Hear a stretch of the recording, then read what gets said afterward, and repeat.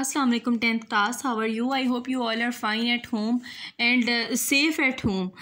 So today's lecture I will discuss some respiratory disorders. This is lecture number 6 of chapter number 1. Inshallah we are going to end this chapter in next few days. ठीक है, तो आप लोग अच्छी तरह से पूरे chapter को इसको प्रिपेयर कर लीजिएगा जब आपका ये चैप्टर एंड होगा.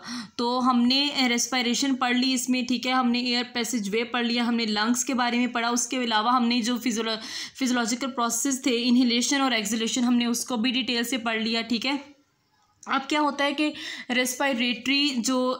रेस्पिरेशन होती है उसके दौरान कुछ डिजीज़ भी हो सकते हैं, डिसऑर्डर्स भी हो सकते हैं. उनको हम कहते हैं respiratory disorders which are we are going to discuss in today's lecture. तो अब there are number of respiratory disorders which affect people. It is due to the concentration of pollutants in the urban atmosphere as well as the rural atmosphere. Some of the respiratory disorders are described next. उन्होंने कहा है कि respiratory जो disorders होते हैं ये बहुत ज़्यादा लोगों को इफ़ेक्ट कर रहे हैं आजकल. अब सबसे बड़ी जिसकी जो वजह है वो हमारा इन्वायरमेंट है. ठीक है, इन्वायरमेंट के अंदर जो पोल्यूशन है ज़्यादातर जो वही है वजह हमारे रेस्पिरेटरी डिसऑर्डर्स की. ठीक है, जैसे आप लोगों को पता स्मोक है. ठीक है, आजकल जो हमारे ये जो जितनी भी व्हीकल्स हैं, ठीक है, इसका जो धुआं होता है ये सारी चीज़ें पोल्यूशन कॉज करती है और पोल्यूशन अल्टीमेटली कोई ना कोई रेस्पिरेटरी डिसऑर्डर कॉज करते हैं.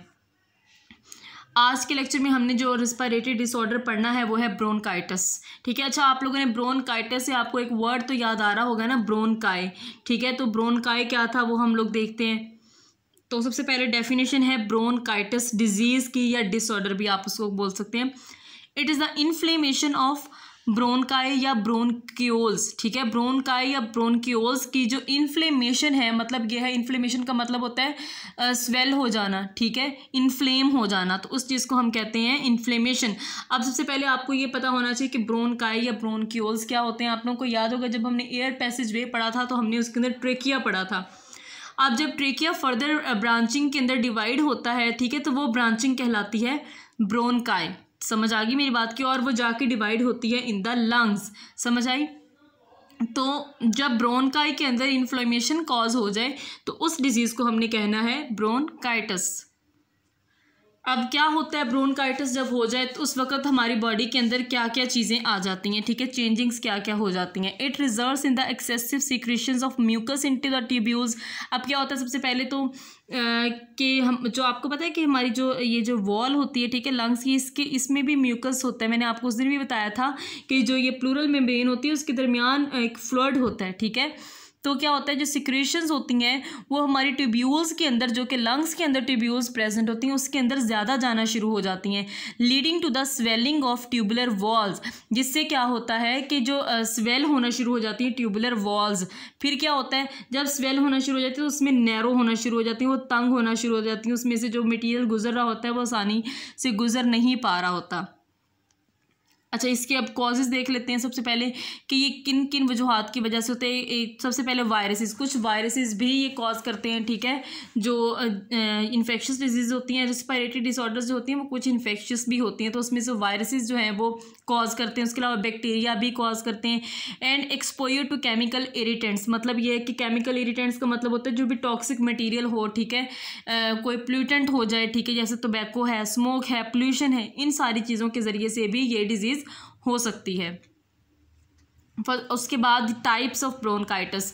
ठीक है, अच्छा ये जो टाइप्स हैं ये these are based on the severity of the disease. ठीक है, कि कितनी सीवियर कोई डिजीज़ है उसकी बेस पे ये इसकी कुछ टाइप्स हैं. 2 टाइप्स हैं इसकी, acute bronchitis and chronic bronchitis.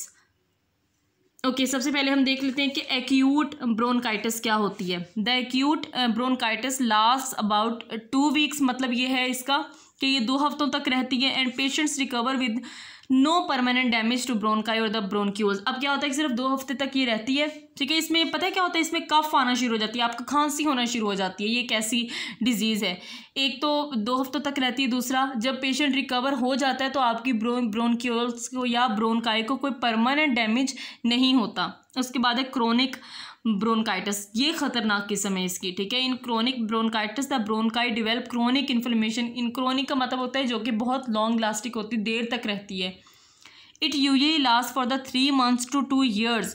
3 महीने तक भी ये खांसी रह सकती है या फिर इसको 2 साल भी लग सकते हैं। और ड्यूरिंग दिस डिजीज़ आपके ब्रोंकियोल्स या लंग्स पर कोई परमानेंट डैमेज भी हो सकता है।